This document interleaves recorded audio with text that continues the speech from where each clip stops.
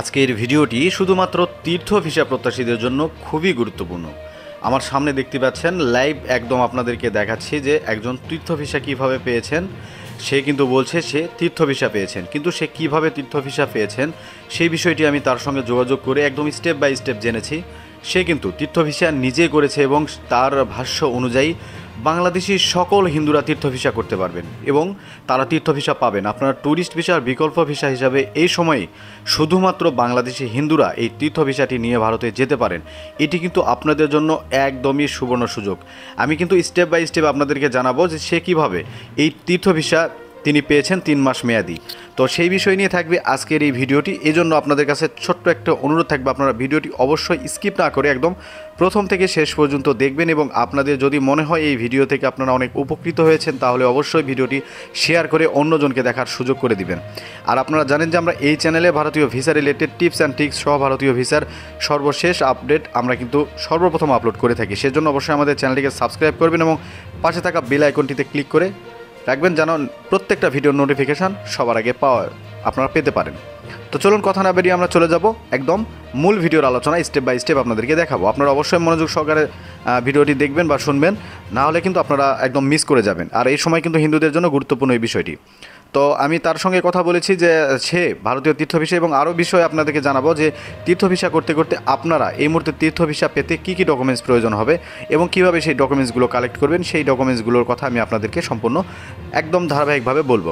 তো প্রথমত বলি সে তীর্থ ভিসা কীভাবে পেয়েছিল। সে বলেছে যে তীর্থ ভিসা যে পেয়েছে সে তার ভারতীয় ভিসা সেন্টারের যে ওয়েবসাইট রয়েছে সেই ওয়েবসাইট থেকে সে ফর্মটি পূরণ করেছে, একদম সুন্দরভাবে ফর্মটি পূরণ করেছে। সে বিভিন্ন একটি ধর্মীয় জায়গায় সে বৃন্দাবনে যেতে চেয়েছিল, সে সেইভাবে সে ফর্মটি পূরণ করেছে এবং ফর্মটি পূরণ করার পরে সে কিন্তু ভারতীয় হাইকমিশনার বরাবর মেইল করেছে এবং সেই ভারতীয় হাইকমিশনার বরাবর মেইল করার পরে তাকে ফিরতি মেইল করে ভারতীয় হাইকমিশনার থেকে তাকে ফিরতি মেইল করা হয় এবং সেই ফিরতি মেইল নিয়ে সেই ডকুমেন্টসগুলো নিয়ে সে প্রিন্ট আউট করে সে ভারতীয় যে অ্যাসিস্ট্যান্ট হাইকমিশনার রয়েছে অ্যাসিস্ট্যান্ট হাইকমিশনারের অফিসে সে সরাসরি যোগাযোগ করে এবং অ্যাসিস্ট্যান্ট হাইকমিশনারকে তার সে কিছুক্ষণ দাঁড়িয়ে থাকার পর অ্যাসিস্ট্যান্ট হাইকমিশনারকে তার সমস্ত অ্যাসিস্ট্যান্ট হাইকমিশনারের যে লোকজনগুলো রয়েছে তাদেরকে কিন্তু সে সেই ডকুমেন্টসগুলো দেখায় এবং তীর্থ ভিসার জন্য সে কীভাবে ভারতে যেতে পারবে তার জন্য সেই আবেদনগুলো কিন্তু সে দেখায় এবং সেই আবেদনগুলোর পরে কিন্তু তারা সব কিছু দেখার পরে তাকে চলে যেতে বলেছে যে আপনাকে ফোন করা হবে, আপনি ফোন করলে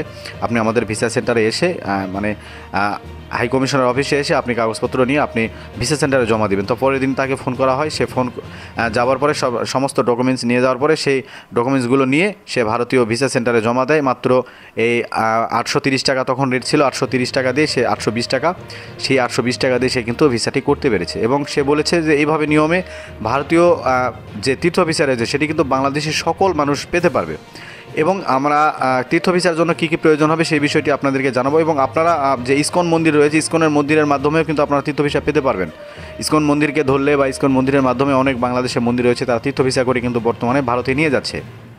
তো আপনি এই তীর্থ ভিসা করতে আপনার কী কী ডকুমেন্টস লাগবে সেই বিষয়ে এখন আপনাদেরকে বলবো। প্রথমত লাগবে আপনার 8 মাস ভ্যালিডিটির একটি পাসপোর্ট থাকতে হবে, অবশ্যই আপনাকে 8 মাস ভ্যালিডিটি থাকতে হবে এবং আপনার পূর্বে কিন্তু ট্যুরিস্ট ভিসা থাকতে হবে যে আপনি পূর্বে ট্যুরিস্ট ভিসার জন্য ইন্ডিয়াতে গিয়েছেন।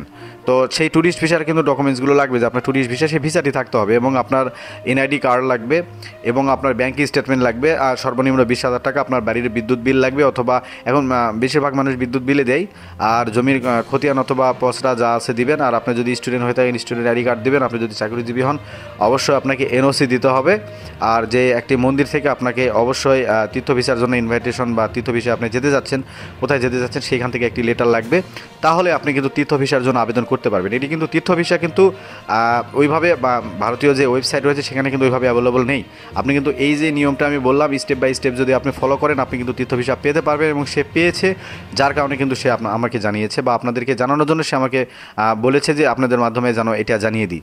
তো এই যে গুরুত্বপূর্ণ একটি ভিডিও আপনাদের জন্য নিয়ে আসলাম, অবশ্যই ভিডিওটি শেয়ার করবেন বেশি বেশি এবং ভিডিওতে একটা লাইক দিয়ে আমাদের সঙ্গে থাকবেন। দেখা হচ্ছে নেক্সট ভিডিওতে। ধন্যবাদ, ভালো থাকবেন।